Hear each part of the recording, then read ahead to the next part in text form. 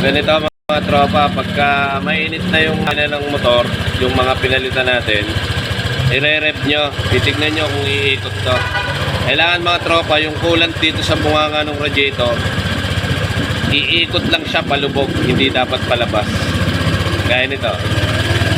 Pag nag-rep tayo, umiikot lang yung coolant, hinihigop siya ilalim.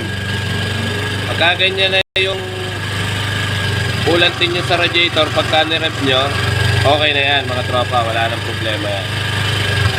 Kailangan lang siya, iikot lang siya palubog, hindi siya palabas.